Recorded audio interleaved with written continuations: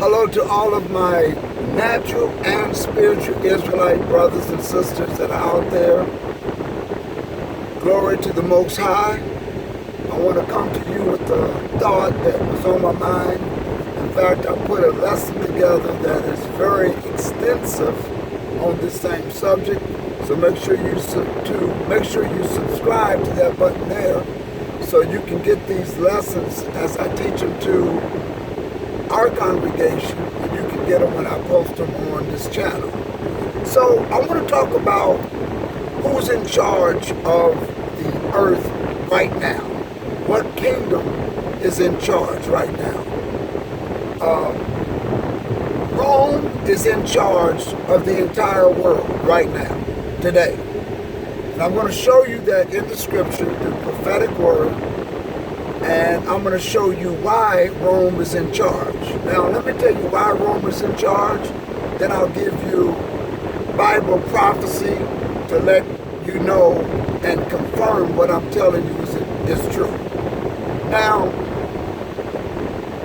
Rome is in charge because of the ideology and their political structure that they did to mix pagan worship with the political structure of Christian religion. It was important for Emperor Constantine to do this because it was Rome's political philosophy that if they mixed religions and to form one religion, it would help them form better control. And it worked. It's still working today. Rome is in charge, and their ideology and their political structure is in charge. How does it happen? Because what they did was they mixed sun worshiping and all of the other pagan ideologies and religion, and they mixed it into the Christian religion. So this is why you have sun worshiping, which it happens every Sunday.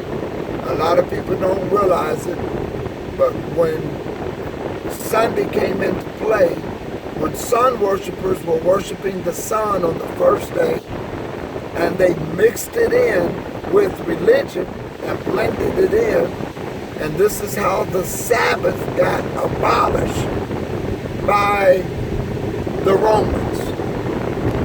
And when they established Catholicism, it was established as having the first day of the week being the day of worship for the Sabbath as a substitute.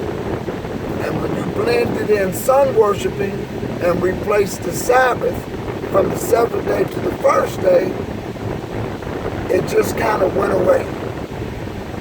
Okay, it got blended in. Other things that got blended in was Saturnalia, or in the winter solstice.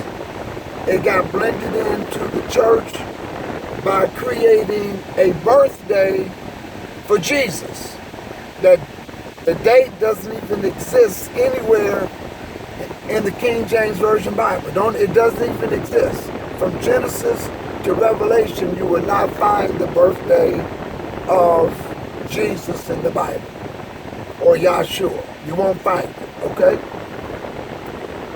Next, what they did, they took the Queen of Heaven and Astarte and blended in attributes of that pagan worship, mainly the fertility goddess and bunny rabbits laying eggs, and they mixed that in with the resurrection of the Messiah. That's why you got people celebrating Easter and having Easter egg hunts that bunny rabbits supposedly lay. And we all know that bunny rabbits don't lay eggs. And we know that there is no hot cross buns. And we know that Jeremiah warned Israel about the Queen of Heaven and about making hot cross buns, that's what they called it, and cakes, and celebrating the Queen of Heaven.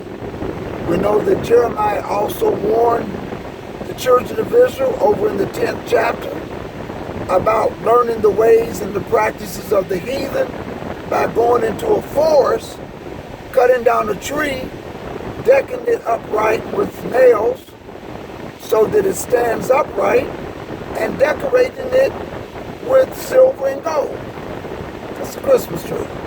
So all of these things got mixed in by the Roman Catholic Church, and so every religion, whether you Baptist, Protestant, Catholic, whatever you may be, when you go to church on Sunday, that's how you got to Sunday. And when you have a Christmas tree, it came in from Saturnalia. And when you have Easter egg hunts on recognizing the resurrection of Jesus or Yahshua, you got Easter bunny rabbits laying eggs and all these Easter egg hunts because all this stuff was blended in. I go into another lesson about the 3 days and 3 nights, the true resurrection. I'm not going to hit that now. I want to now get into Nebuchadnezzar's dream. He dreamed that there was going to be a statue that had 4 parts, and Daniel interpreted that dream for him to let him know the meaning of the dream. And the meaning of the dream, there would be 4 kingdoms that would be on the earth. 1 would be Babylon, 2 would be the Medes and the Persians, who would take over after Babylon, and 3 would be the Greeks, who would defeat the Persians after they defeated Babylon, and 4 would be the Romans, who would defeat the Greeks. Okay? That was the interpretation of Daniel's dream. In fact, he names the countries. And then he also made mention that there was going to be a 5th kingdom that was going to come in form of a stone, not made with hands, that would come and strike the statue that Nebuchadnezzar dreamed of, and it would disintegrate. And that stone would set up a kingdom which we know will be the kingdom of the Messiah, who will reign here on earth for 1,000 years. We know that. And the last kingdom that the stone would destroy would be Rome. Okay? Now, Daniel had a dream. He saw 4 beasts coming out of the earth. He saw a lion, which was Babylon. He saw a bear, which was Persia. He saw a leopard, which was Greeks, or the Greeks. And he saw a 4th beast come up that was different and diverse from all of the others who represented Rome.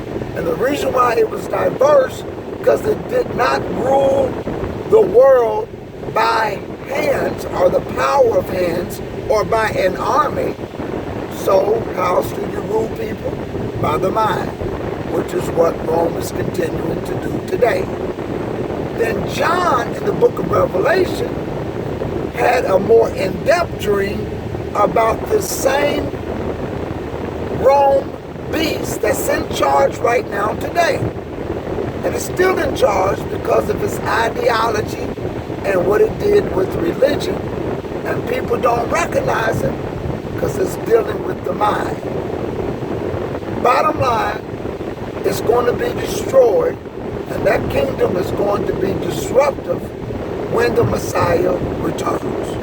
So those are the 4 beasts that are in charge in the order in which they did. Look at the encyclopedia, because it will let you know, and it will confirm how Babylon and Persia and Greeks came in that same order along with Rome. I want to leave that to you, because right now, you don't know it, but when you go to church on Sunday, it's because of sun worship, and it was done by Rome, and that's who's in charge today. Okay, now we know we got other countries pushing that agenda, but check it out. Peace. Wanted to leave that with you. See you later.